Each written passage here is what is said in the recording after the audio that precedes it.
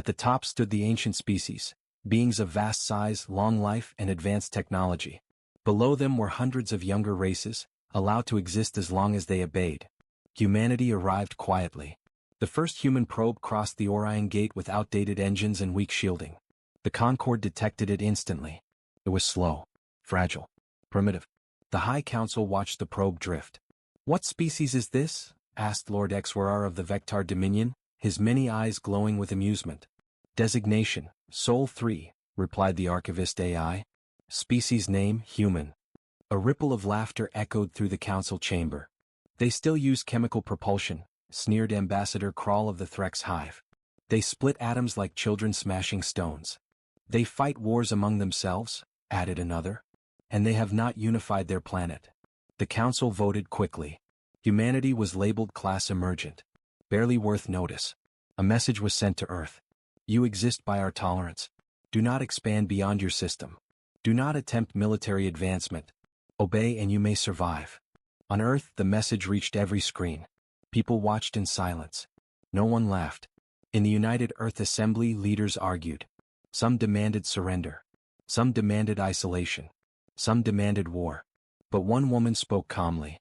Admiral Elena Ward. "They think we are weak," she said. "That is our greatest weapon." Earth did not answer the Concorde. Instead, humanity prepared. Factories turned underground. Shipyards hid in asteroid belts.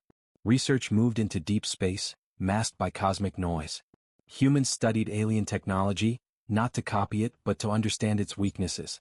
They learned something shocking. The advanced races relied on automation, on AI, on rigid doctrine. Humans did not. Humans adapted. Meanwhile, the Concorde sent observers. Vectar drones entered the solar system. They scanned cities, weapons, satellites. They saw nothing threatening. "No energy spikes," reported the drones. "No fleet buildup." The aliens mocked humans openly in the galactic forums. "They will kneel in a century," one said. "They will destroy themselves before then," said another. Then came the insult. A Threx mining fleet entered the outer solar system and claimed Pluto without permission. They built stations.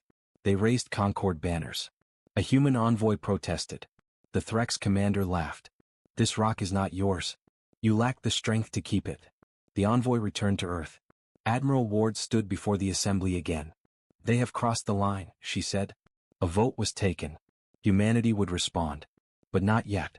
The first human warship launched 6 months later. It was not impressive. Small, dark, silent. No energy signature. No weapons visible. The Concorde did not notice it. It slipped beyond the heliopause and vanished into interstellar space. Then another followed. And another. Humanity was spreading, but not how the galaxy expected. In the dark between stars, humans tested new doctrines. Swarm tactics. Electronic warfare. Psychological operations. They trained soldiers to fight without AI assistance. They taught captains to disobey orders when needed. They prepared for enemies stronger than themselves. On Pluto, the Threx continued mining. They did not see the human ships. They did not detect the probes attaching to their hulls. They did not realize that humanity had already mapped every system in their fleet. Then one quiet moment later, every Threx ship went dark. No explosion. No warning. Life support failed. Shields collapsed. Engines died. Human marines boarded silently. The Threx commander's last message was confusion.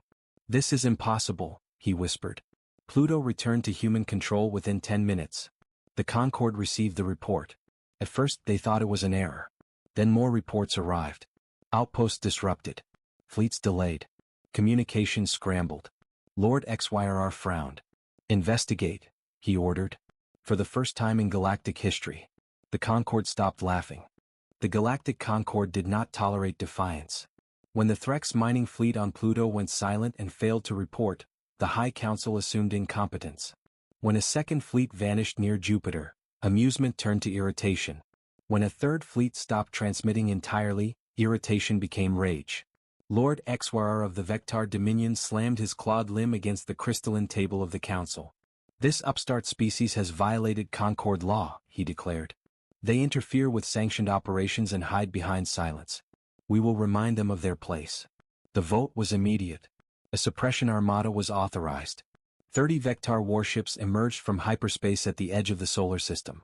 Each vessel was a fortress, kilometers long, layered in radiant shields, bristling with weapons powered by miniature stars.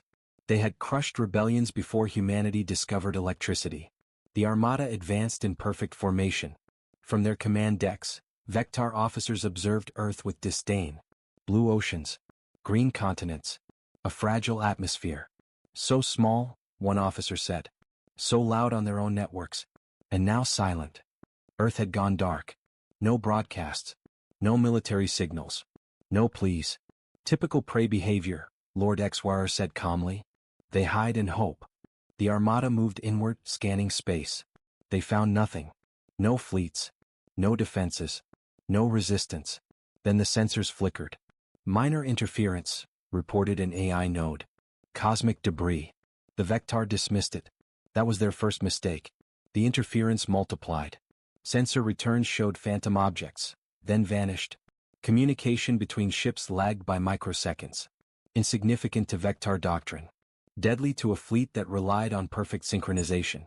On the dark side of the moon, human ships waited. They were nothing like alien vessels. Small. Angular. Matte black. No glowing engines. No energy shields. Inside one cockpit, Commander James Hale wiped sweat from his hands. They still don't see us, he said. Admiral Elena Ward's voice came through the channel, steady and calm. They don't look the way we do. Begin Phase 1. Human ships surged forward, not in formation but chaos. They did not fire. They flew close. Close enough to touch. Alien sensors screamed as their targeting systems filled with contradictory data. One human ship appeared as 10. 10 appeared as none. The Vectar AI tried to correct itself and failed. What is happening? Demanded a Vectar captain. Before the AI could respond, a human drone latched onto the ship's sensor array and detonated in a burst of electromagnetic noise. The ship went blind. Across the Armada the same thing happened. No explosions. No dramatic fire. Just silence. Restore systems. Lord Exwire ordered. Humanity moved to Phase 2. Kinetic strikes. Human railguns fired tungsten slugs. Simple, brutal weapons accelerated to a fraction of light speed. They ignored shields by hitting at angles the Vectar had never considered. One ship lost its engine. Another spun out of formation. The Armada's perfect symmetry collapsed. Vectar gunners fired back. They missed. Human pilots did not fly by algorithms. They flew by instinct. Fear sharpened their reflexes. Desperation made them unpredictable. A Vectar cruiser exploded as its reactor destabilized from internal sabotage. Boarding pods struck another ship. Human Marines poured inside. Close quarters combat erupted. The Vectar had never fought enemies who screamed as they charged. Never faced soldiers who used damaged corridors, failing gravity and fire as weapons. Within minutes, the ship was lost. Lord Exwire watched in disbelief. This is not possible, he said. They are inferior. Admiral Ward watched the same battle from the bridge of a hidden carrier. They think strength is size, she said quietly. Show them what will is. Phase 3 began. Space rippled behind the moon. Something massive emerged. The UNS Relentless. A human battleship, built in secret, armored with layered alloys and adaptive plating. Its weapons were crude compared to alien technology, but overwhelming in number and redundancy. The Relentless fired a full salvo. Hundreds of kinetic rounds slammed into the Vectar flagship. The shields failed. The hull cracked. Lord Exwire felt the deck tremble beneath him. Alarm screamed. How? He whispered. A final human transmission cut through the chaos. This is Admiral Elena Ward of the United Nations of Earth. You were warned to leave our system. This is your answer. The flagship exploded. The surviving Vectar ships fled. For the first time in recorded history, a Concorde suppression armada had been defeated. Across the galaxy, observers stared at their screens in shock. A class emergent species had drawn blood. The Concorde declared war on humanity. And humanity, watching the wreckage drift past Earth, understood something vital. The galaxy would never underestimate them again. The defeat of the Vectar suppression armada sent a shockwave through the galaxy. For the first time in tens of thousands of cycles, the Galactic Concorde tasted fear.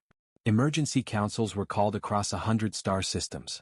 Ancient races argued, shouted, and blamed one another. Younger species watched in silence, their hearts racing. If humans could bleed the Concorde, then the Concorde was not invincible. The official declaration of war echoed across hyperspace. Humanity is declared a hostile anomaly. All member species are authorized to exterminate Sol 3 and its colonies. War did not arrive at Earth first. It arrived at humanity's edges. Alien fleets struck human mining worlds, listening posts, and fledgling colonies. Cities burned under orbital fire. Atmospheres were poisoned. Billions died in the opening months. On the colony world of New Carthage, civilians huddled in underground shelters as Threx warships turned the sky into fire. A human governor whispered into a failing transmitter, "We're not strong enough." The reply came immediately. "Hold," said Admiral Ward. "You're buying time." And time was humanity's sharpest weapon. While alien fleets focused on destroying visible targets, human strategy unfolded in layers. Earth Command did not rush fleets to defend every world. Instead, they mapped alien logistics, fuel routes, communication relays, manufacturing hubs. Human intelligence officers noticed something crucial. The Concorde's vast military was centralized, rigid, and slow to adapt. Orders flowed downward. Disobedience was punished. Creativity was discouraged. Humanity did the opposite.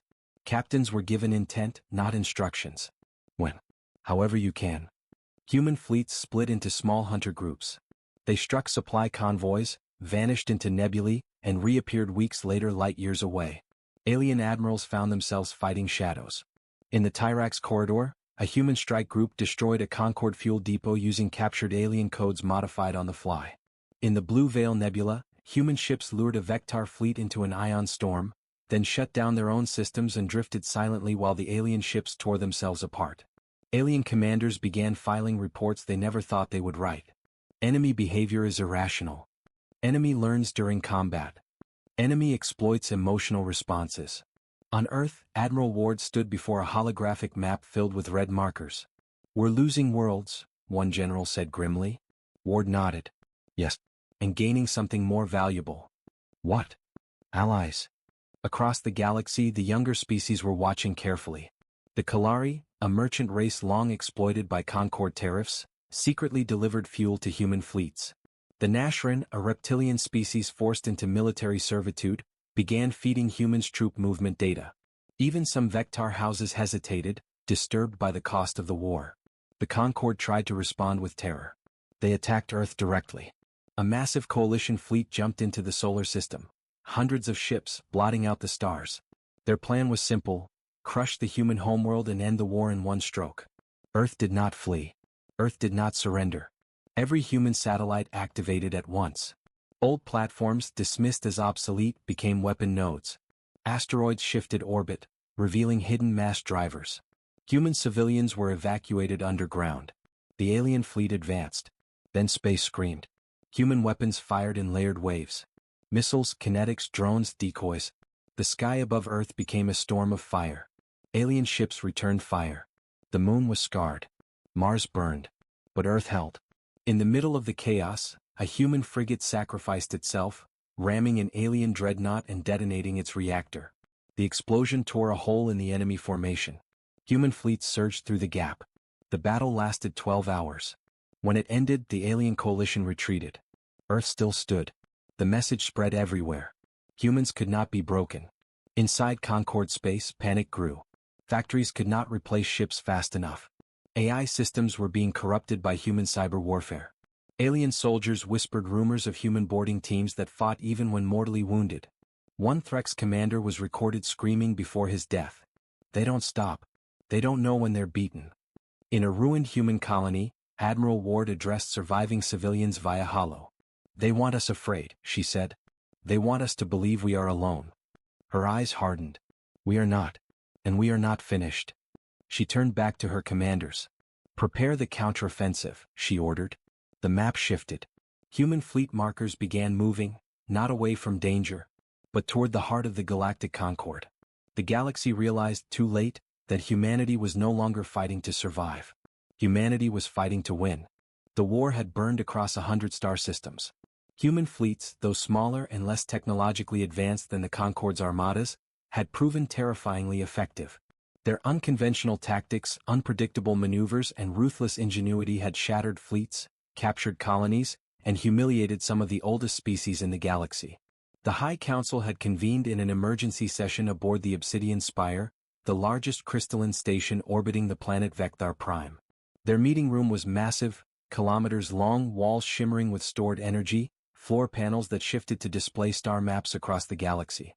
Every member of the council was present. The Vector, the Threx, the Kalari elders and the ancient, enigmatic overseers whose origins predated known stars. Lord Exwyrar's multiple eyes glowed a furious red. They've taken Karathis Zelver and the mining outpost on Ophiuchus 9. Entire fleets vanish within hours, he growled. They cannot be contained. Humanity defies every known law of warfare. Every expectation. They adapt too quickly. The Threx ambassador hissed from the shadows. They are fools. They are insects. Yet, their audacity cannot be ignored. We underestimated them. That is our mistake.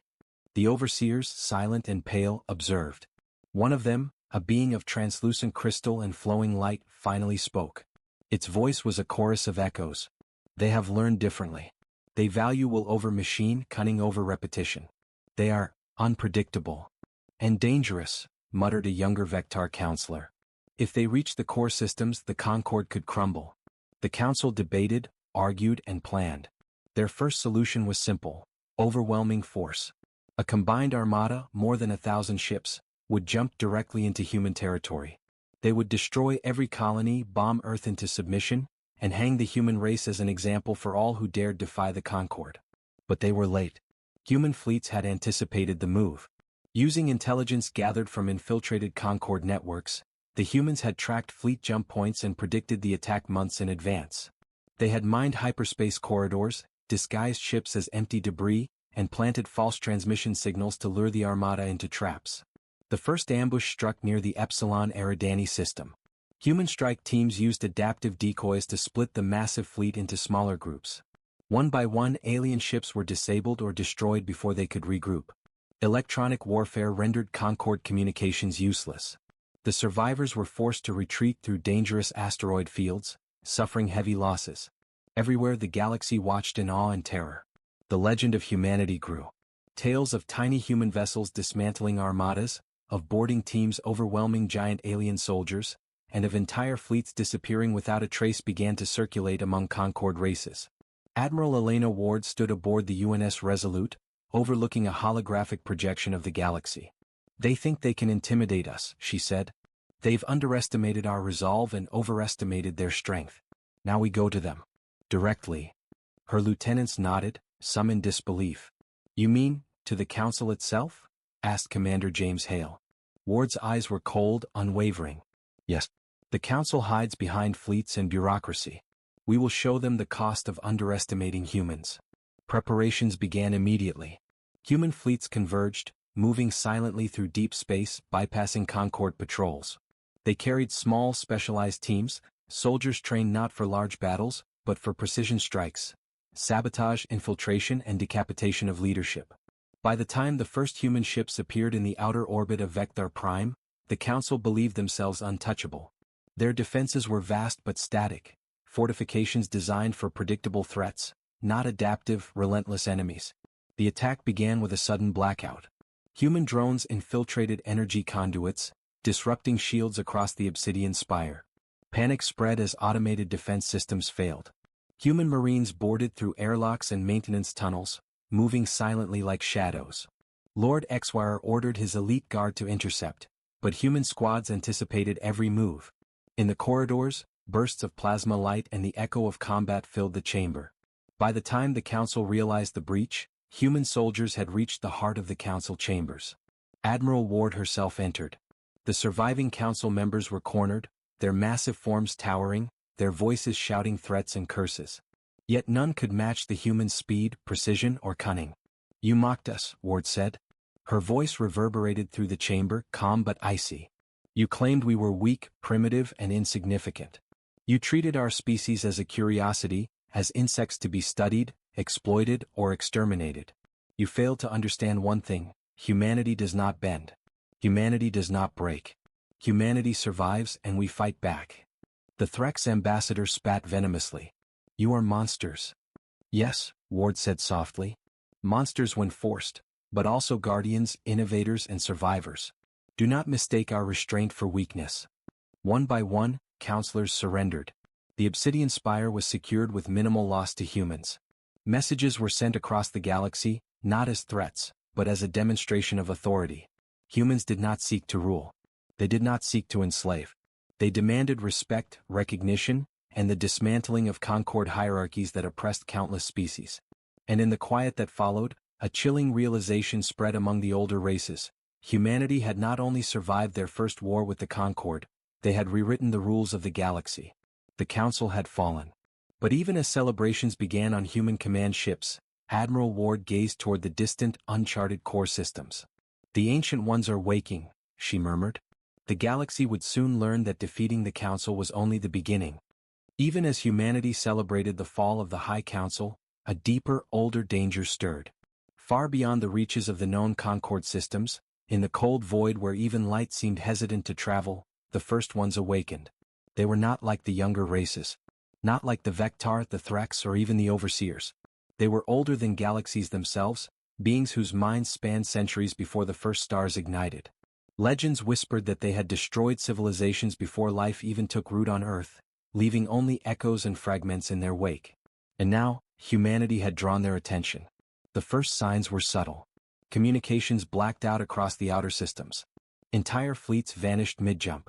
Planets once populated with trade hubs were found lifeless, stripped of all energy. Astronomers observed massive structures appearing near dead stars, vast, impossible geometries that defied the laws of physics. On Earth, Admiral Ward studied the reports with grim determination. "They're coming," she said. Her voice was calm, but her eyes were hard. "And they are nothing like the Concord." Military strategists were frantic. Ships, no matter how fast or well-armed, were insignificant against these ancient entities.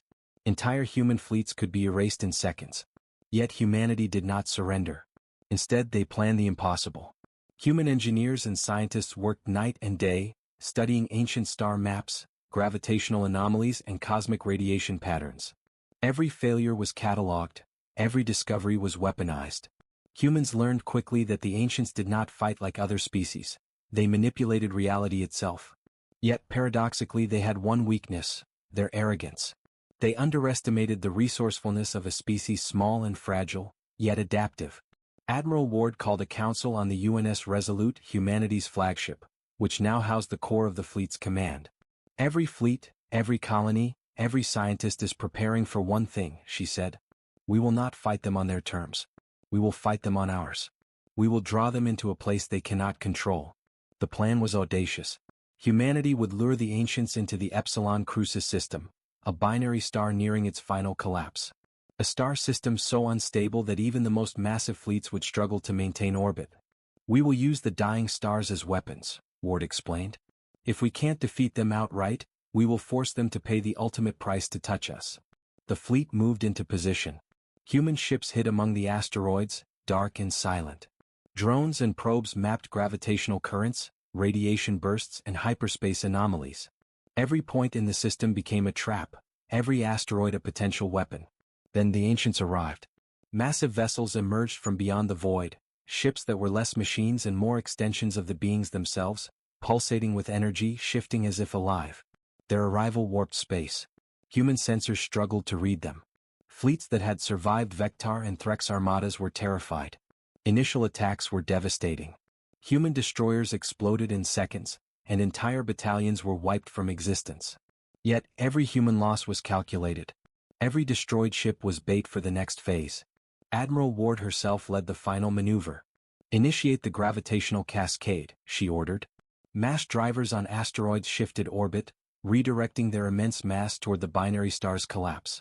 Micro-explosions triggered by humans accelerated the process, nudging the stars toward instability. The ancients, confident in their superiority, pursued the human fleet into the heart of the system. Their arrogance was their undoing. The gravitational collapse intensified, tearing at the edges of even their massive vessels. Light bent, engines failed, weapons misfired. Chaos unfolded. Human ships weaved through the turmoil, exploiting every opening. Borders struck at critical nodes. Electronic attacks disoriented the creatures, whose consciousness was vast but unaccustomed to adaptive human cunning. In one final, catastrophic maneuver, the UNS Relentless detonated a series of controlled fusion charges near the binary stars, triggering a collapse that annihilated several ancient vessels. The resulting gravitational surge sucked the rest into the system, leaving only debris. The victory came at a price. Millions of humans perished. Entire colonies were consumed in the chain reaction. Admiral Ward herself was injured, barely surviving the energy wave. But humanity had done the impossible. Across the galaxy, species watched in awe and fear. Humans, they are not just survivors, whispered a Kalari observer. They are apex predators. Admiral Ward looked to the stars, the fires of the dying system reflecting in her eyes. They underestimated us, she said softly. The galaxy will never make that mistake again. And for the first time in eons, the ancients' power had been challenged and found vulnerable. The galaxy burned with a new understanding. Humans were no longer a species to mock, no longer an anomaly to ignore. They were a force that even the oldest powers feared. The war was far from over, but humanity had proven one truth that could never be denied. Humanity survives. Humanity adapts. Humanity conquers. The galaxy held its breath. The remnants of the Concord and the surviving forces of the ancients had retreated to the galactic rim, a region of dark space beyond the mapped stars, where light barely penetrated and hyperspace routes twisted unpredictably.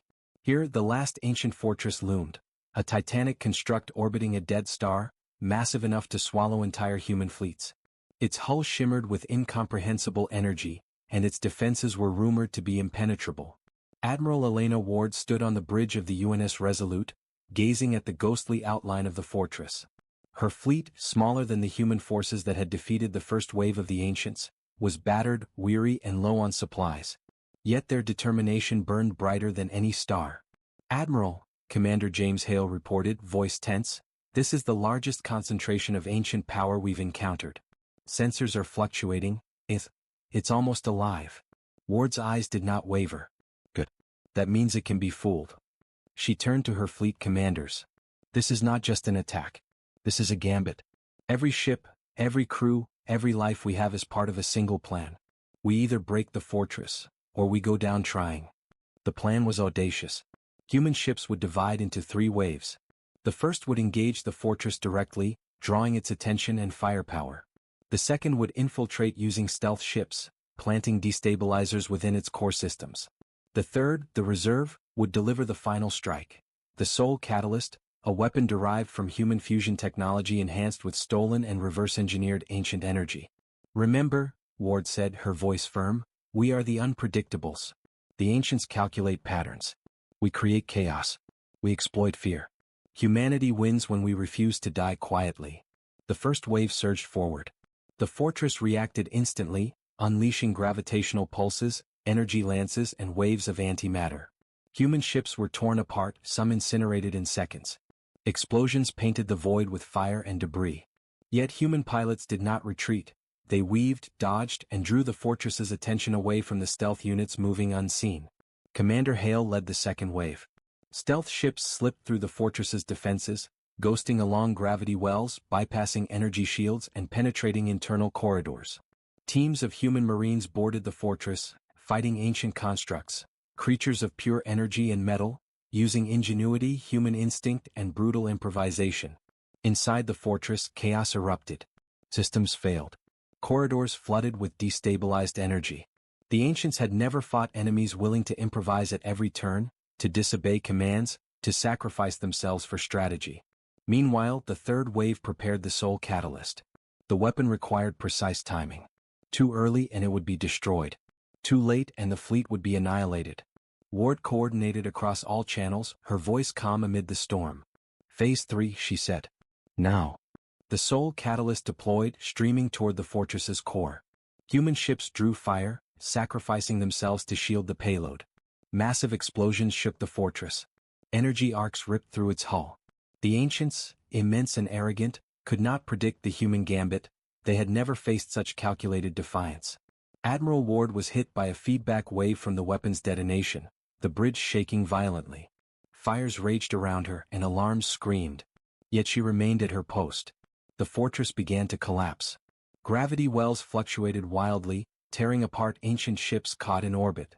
The surviving ancients attempted to retreat, but the human fleet cut off escape routes with precision strikes. In the final moments, a human boarding team reached the fortress's core and activated the destabilizers, triggering a chain reaction. Energy tore through the structure, fracturing it from inside. The fortress imploded in a blinding burst of light. Silence followed. Where the fortress once stood, only a void remained, swirling with the remnants of ancient power. Human ships limped through the debris, battered but alive. Countless had fallen, but the victory was total. Admiral Ward, severely wounded, was helped to the observation deck. She gazed at the void, at the stars that would now remember humanity's triumph. Commander Hale knelt beside her. "They're gone," he said softly. Ward nodded. "For now. But the message is clear.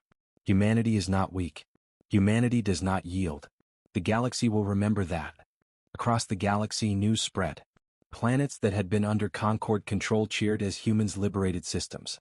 Even the younger species, long oppressed, hailed humanity as a force unmatched. In the distance, new fleets formed, not to conquer but to join the humans in a new era. Humanity had proven that intelligence, adaptability, and courage could rival even the oldest powers in existence. The war was over. The ancients had been challenged, and for the first time, found vulnerable. Humanity had survived impossible odds, sacrificed millions, and emerged not just victorious, but supreme in ingenuity and willpower. Admiral Ward looked toward the stars. "They mocked us," she whispered. "They thought we were fragile. They thought we were insignificant. They were wrong. Always wrong. The galaxy would never forget. And humanity, scarred but unbroken, would never stop reaching beyond the stars." The galaxy was quiet. For the first time in millennia, no warships roared through hyperspace. No fleets moved to conquer, suppress, or enslave. The remnants of the Concord and the ancients had been shattered, their power broken, their arrogance humbled. Humanity emerged from the conflict battered, grieving but supremely alive. Whole colonies had been lost. Millions of human lives were gone. Entire fleets had been sacrificed to achieve the unimaginable. Yet the cost had forged something the galaxy could not ignore. Humans had proven themselves as a species beyond measure. On Earth, survivors gathered in the ruins of once bustling cities. They did not mourn endlessly, they rebuilt. Humanity's leaders established the United Galactic Council, a new order where intelligence, ingenuity, and cooperation were valued above brute force. The Council invited all races willing to join, offering equality rather than domination, freedom rather than chains. Admiral Elena Ward, still recovering from the wounds of the final battle, addressed representatives from dozens of alien species in a newly rebuilt United Nations chamber. Her presence commanded respect. Her words carried the weight of hard-won victory. "We were mocked," she began. "We were underestimated. They laughed at our weakness and our smallness. Yet humanity survived every assault, every ambush, every impossible odds. What? Not because we were stronger or faster or older. We survived because we never gave up. We adapted. We learned. We fought with everything we had, and sometimes we gave more than we could spare. And in doing so, we proved a simple truth: never underestimate a human being." Across the room, representatives from former Concord worlds nodded. Even the Vectar elders, their once proud eyes now humbled, recognized the truth in her words. In the outer systems, human fleets patrolled, not as conquerors but as guarantors of safety. They dismantled dangerous weapons, repaired war-torn colonies, and offered sanctuary to refugees of the war. Humanity's strength became a shield, not a sword, and the galaxy began to heal under this new order. But humanity's triumph was not just political. It was cultural, philosophical, and emotional. Across worlds, species told stories of the humans who had boarded impossible ships, who had improvised victories when machines and strategy failed, who had stared death in the eye and refused to bow. Human resilience became legend. Their adaptability, ingenuity, and courage became the standard by which all other species measured themselves. In one quiet observation room aboard the UNS Resolute, Admiral Ward gazed at the stars. The debris of the ancient fortress was still visible on the sensors, a reminder of how close humanity had come to extinction. Commander James Hale approached her. "Admiral, the galaxy is different now. They fear us, yes, but they also respect us." Ward's eyes, filled with both sorrow and pride, met his. "They'll never forget, Hale. Never. But we must also remember why we fought. Not for fear, not for power, but to ensure life, freedom, and the right to reach the stars on our own terms. That is what makes us human." In the months that followed, humanity rebuilt its colonies, repaired interstellar trade, and reconnected with long-lost communication networks. They offered alliances, guidance, and protection, but never demanded submission. Former Concord races adapted, forming cooperative governments, free trade agreements, and scientific partnerships with humanity at the center, but not as rulers, only as equals. The galaxy began to thrive. Worlds once ruled by fear and tyranny blossomed with culture, technology, and exploration. Children from multiple species learned of humanity's victories, of the audacity of the human spirit, and the unshakable belief that survival was possible, even against impossible odds. And yet, humanity did not stop. They looked further into the unknown, toward regions still unexplored, systems still uncharted, and phenomena still unexplained. For the first time, humans did not merely react, they led. Their adaptability, ingenuity, and will became the beacon for the galaxy, inspiring collaboration, invention, and courage. As the twin suns of Sol rose over the rebuilt city of New Washington on Earth, Admiral Ward stood on a terrace with the wind brushing her face. Behind her, fleets of human ships prepared for exploration missions, scientific expeditions, and diplomatic journeys. They mocked us, she whispered to herself. They thought we were weak. They thought we were insignificant. But now humanity's legacy was clear. They had survived impossible odds, defied ancient powers, and reshaped the galaxy itself. They were wrong, she said, voice rising with quiet triumph. We are humanity, and we will endure, forever. The galaxy was vast, mysterious, and dangerous. But for the first time in its history, it knew that humanity was a force that could not be ignored, underestimated, or defeated. And in the quiet after the storm, the stars themselves seemed to shine a little brighter, as if acknowledging a single, unassailable truth. Humans had arrived. Humans had endured. Humans had conquered. The legend of humanity had begun.